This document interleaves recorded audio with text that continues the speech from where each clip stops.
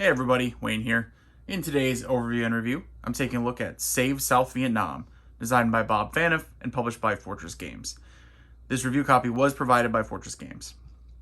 Save South Vietnam is a solitaire game depicting the 1965 and onward US and South Vietnamese war against the Vietcong and North Vietnamese Army. You command the US and ARVN, brigades and regiments, and police against the VC battalions, NVA regiments, and subversive political cadres for control of the provinces throughout the country. The game starts in 1965, and as the game progresses, you'll at first have a flood into the country of U.S. Army and Marine divisions to battle the VC and NVA.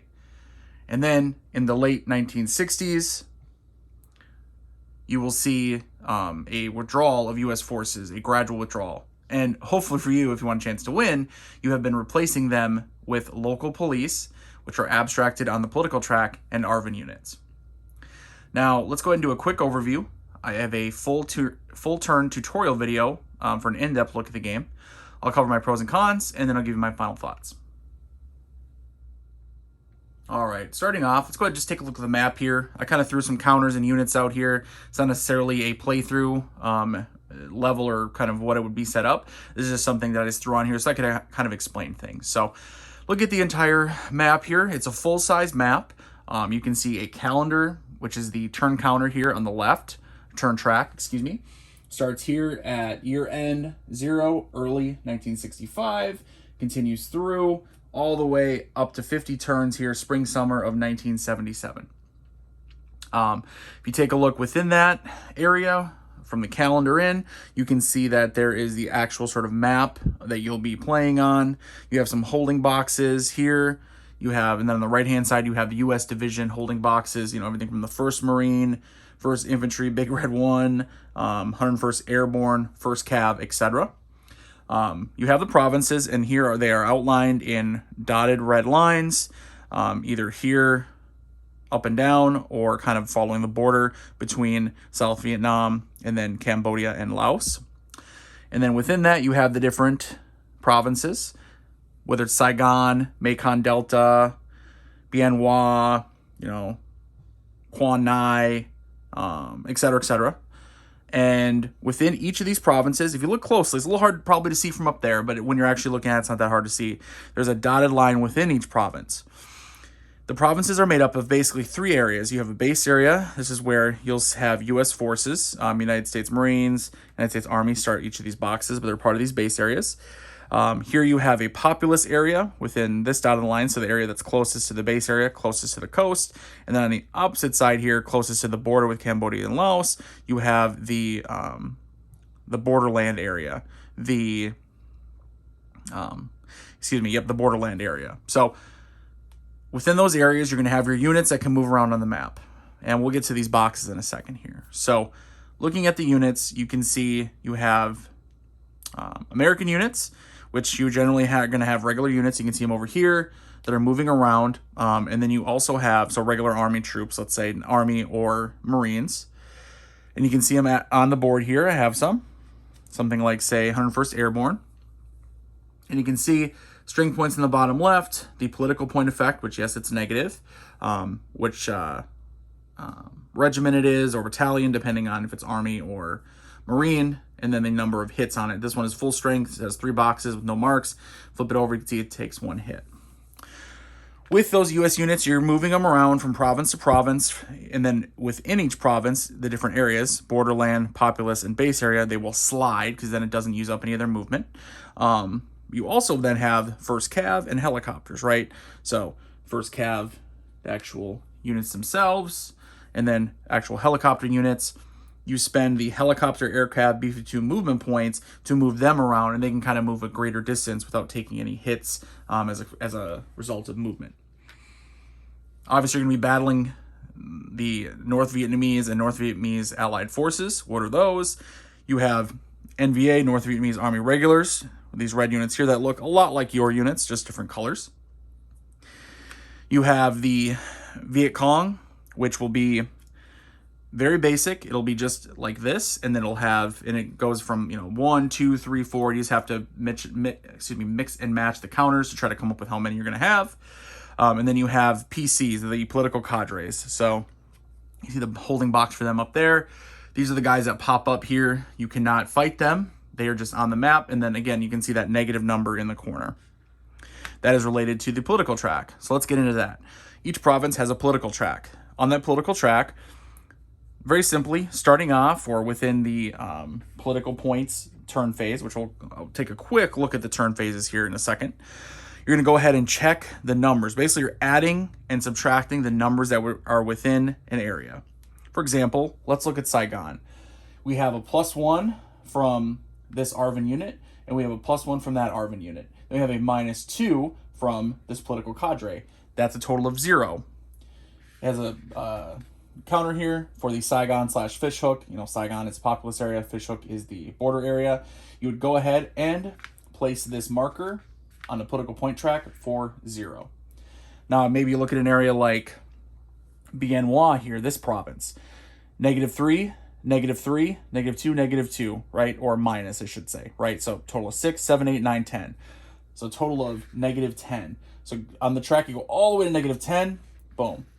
Now what happens later on during the police and VC recruit, police and Vietcong recruit, is when you'll check that political track and you'll see VC3, you're gonna go ahead and recruit 3 Vietcong. So if the morale is low, if the political track is in negative, you're recruiting additional Vietcong in that province.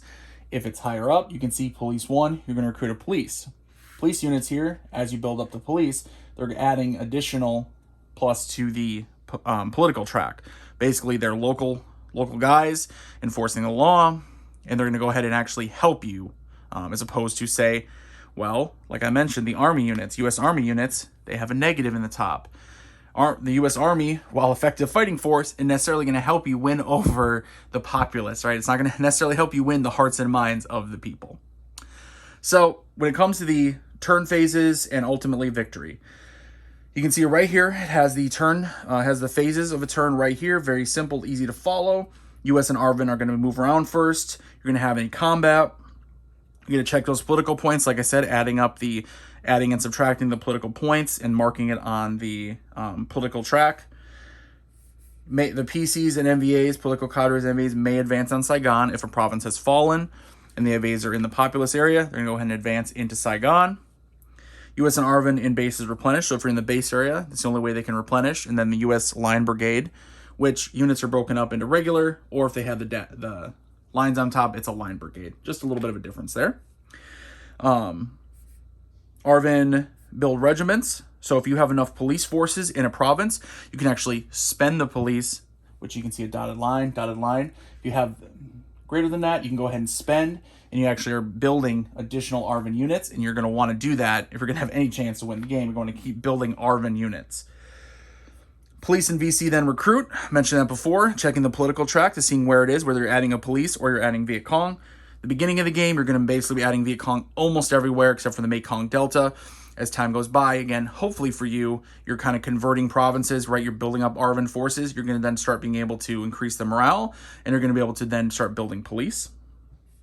The NVAs descend on populous areas. Any of these NVAs that are in the borderland areas may, you check the chart there, you roll on it, may advance into the populous area, which again, if they're there and you don't have U.S. Army troops to fight them or Marines, they are going to make that province fall. Basically, they take control of it, and again, they advance on Saigon. And then finally, U.S. reinforcements or withdrawals. Just like historically, you can see on the track here, the U.S. forces start pouring into the country, and then starting at the very end of 68, they're going to start withdrawing from the country. And then there's year-end phases. So every fourth turn here you can see is highlighted in bold. Those are going to have special things. The political cadres are going to deploy on the map. The North Vietnamese armies, the NVA regulars, they're going to deploy. You can conduct special forces missions to eliminate political cadres. You may or may not have the Tet Offensive at that point. It may have already happened. It will happen eventually, no matter what. And then finally, if you reach certain points in the map, it'll tell you you're going to place anti-aircraft, which obviously are going to hurt your helicopters when you're moving your air cav around. Victory, simple. Survive to the end. If Saigon falls during the course of the game, you lose. And so it's pretty simple. You got to hold out long enough to make it to the very end. Easier said than done. So again, I do have a at least full turn kind of playthrough, so you can kind of see all that stuff I talk about in depth. Otherwise, I think that's good for an overview. I think I explained everything looking around. I believe I did. Let's go ahead and dive into my pros and cons. All right, pros and cons. Cons first as always. The game's visual style, particularly the map, is improved from Fortress Games' 2 earlier releases, the 8th Air Force and 20th Air Force. But I think the unit counters, they could still use some work. You know, they aren't bad by any means, and again, I would say that they're definitely improved from the previous 2 games, and the map is vastly improved in look and style. And so I'm very encouraged by the progress that Bob Phaneuf and Fortress Games have made. But I think that if Fortress Games wants to kind of take their games to the next level, they'll need to continue to improve and elevate their game artwork and visual design for the entire package. You know, just looking at them, they're just a little busy. It's kind of the way things kind of overlap, and I don't know. Again, not horrible, definitely seen worse, but I just feel like the visual style just clashes a little bit, and you know, I don't know. There's just something missing there. I'm not an artist. I just know that when I look at something and say, okay, they could use a little bit of work. Second, the game, it's long. You know, although the turns, they play out quickly once you're familiar with the game. You know, I ran through the sequence of play. Even explaining it took a little while. And if you understood kind of what I was talking about, you could imagine it can go pretty quick, right? But there's still 50 turns. Or up to 50 unless you lose before then. You know, this is kind of a complaint I had with 8th Air Force. You know, Save South Vietnam, this isn't a solitaire game that you can just set up and play in an afternoon. The game length may be a consequence of the design, but I found myself sometimes wishing the game just didn't take so long to play. I can't necessarily say it overstayed its welcome, and if you are comfortable with longer solitaire games, it won't be an issue for you. You know, those of you who know me know I don't really prefer solitaire games that realistically take maybe multiple days to play, and this one probably falls under that category. All right, on to the pros. First one, aside from, you know, my issues with the counter design, the map itself, very nicely done. I like how clear everything is. It's easy to read for gameplay purposes, and you're going to have no problem reading the political track and all the charts and holding boxes. You know, everything just stands out, nice and clear and easy. The country of Vietnam, how it has sort of the terrain, you know, physical terrain behind all the gameplay, you know, the gameplay markers, the lines, etc. It's visible. It's nice. You know, it's got the greens, kind of the yellows, the blues with the different shades, you know, for the ocean here. It's not distracting, and it really only helps the overall visual presentation. Again, a vast improvement over 8th and 20th Air Force. Component quality, solid. The map is cardstock, and it's thick enough that I was able to play without Plexi, which you can see I don't have Plexi on it now, and I've been playing it. You know, all I had to do was I had to unfold the map, I set it out, and then overnight I put some books and some heavy game boxes on it, and basically by the next morning, you know, 99% flat. The counters, they're a good size and thickness, and another nice touch, at least to me, is the counters come pre-punched. You know, meaning when the game arrives, you can just set up and play. You don't even have to punch anything out. You know, no, they're not like pre-rounded corners, so if you do like to do that, you're going to have to round them yourself. But I round my counters, but usually only when they have like the little nubs on the corners. These don't have that. They're perfectly like square with no extra little tufts or anything like that. So I was able to just go ahead and dump the bag out and start playing. The components, you know, they don't have a wow factor to them, but you're not going to be disappointed either. So speaking of the political track, like I talked about, the political point system, I think, is an ingenious mechanic and speaks to the realities of the Vietnam War. In Save South Vietnam, while American forces are necessary to deal with, you know, encroaching NVA and Vietcong, in the long run, you're going to need to build up those local police forces, which are represented on the political tracks, and ARVN units, which, as I mentioned and showed, have their own counters. I mentioned this in my overview, but the fact that the NVA, you know, VC, and American units hurt that local morale, represented with the political points track, while ARVN and police help it, makes for a delicate balancing act. You're going to hurt local support for the South Vietnamese government if you flood the countryside with American troops, but if you don't use them, then the NVA and VC are going to reduce your province, it'll be declared fallen, and they're going to advance on Saigon. And like I said before, if Saigon falls, you lose. So just like in reality, just like it was historically, you know, if that balancing act fails, you're going to fail. Besides which, American units begin withdrawals in the latter half of the game, really more like the middle of the game, honestly. So, you know, if you better have police and ARVN units on hand that are capable of dealing with the NVA and VC. Overall, just a great design for effect here. Another thing, I love how the different combat units kind of work. You know, there's not a huge like variety of units, right? This isn't a hex encounter game with 20 different types of units. But what's in the game and how they work is handled very well together. NVA and American Ground Forces, you know, are kind of in their own category of moving around the map on foot. You know, they're primarily in one province. You can move them from province to province, but they slide around within it. Then you have US air cav and helicopter units, which can basically be moved to any province without penalty.